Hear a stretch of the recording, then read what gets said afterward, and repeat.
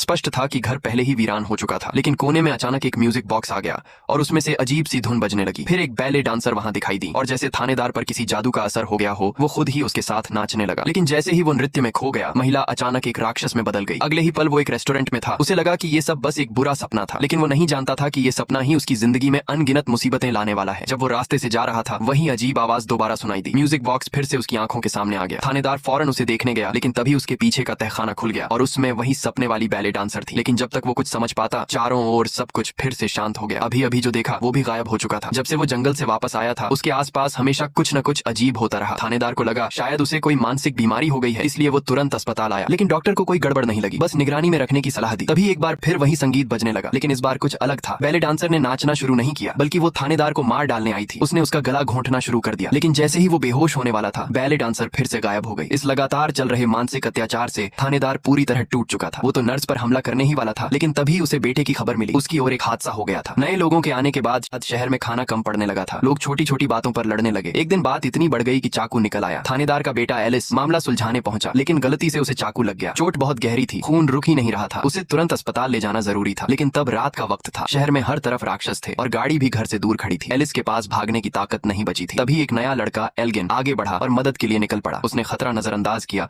और गाड़ी की ओर दौड़ पड़ा। राक्षस पास आते जा रहे थे। एल्गिन ने तुरंत गाड़ी स्टार्ट की और भाग निकला। उसने जल्दी से एलिस को अंदर खींचा। अच्छा हुआ अस्पताल दूर नहीं था। कुछ ही मिनटों में वे वहां पहुंच गए। बेटे को लहूलुहान देख थानेदार तुरंत मदद को दौड़ा, लेकिन बहुत ज्यादा खून बहने की वजह से एलिस की हालत गंभीर हो चुकी थी। उसके सीने में बहुत खून भर चुका था। अगर जल्दी इलाज न होता तो वो दम घुटने से मर जाता। डॉक्टर ने तुरंत खून निकाला। जान बच तो गई, लेकिन बहुत खून निकल गया था। अब उसे खून चढ़ाना जरूरी था, वरना अंग धीरे धीरे काम करना बंद कर देते। और अब उसके ब्लड ग्रुप से मिलता खून सिर्फ थानेदार के पास था, लेकिन उसने खून देने से मना कर दिया, क्योंकि वो जानता था कि जब से उसने उस बूढ़े का खून चढ़ाया है, तब से उसे अजीब अजीब भ्रम होने लगे हैं और अब वो और भी खतरनाक हो गए हैं। हो सकता है उससे कुछ और डरावना हो जाए। अगर उसने अपना खून बेटे को दे दिया तो एलिस भी ताउम्र इसी यातना में फंसा रहेगा। शुरू में कोई यकीन नहीं कर रहा था, लेकिन तभी उसके हाथ में बदलाव आने लगा। उसे देख सब समझ गए कि हालात वाकई गंभीर हैं। अब कोई और रास्ता नहीं बचा था। एलिस की जान बचाना सबसे जरूरी हो गया। थानेदार की झिझक देख डिप्टी ने खुद खून देने को तैयार हुआ, लेकिन थानेदार ने मना कर दिया, क्योंकि शायद उसे कोई तरीका सूझ गया था। वो सबकी बातों को नजरअंदाज करता हुआ सीधे दरवाजे की ओर बढ़ गया। असल में उसका तरीका ये था, अपने शरीर में जमा जहर किसी राक्षस को दे देना।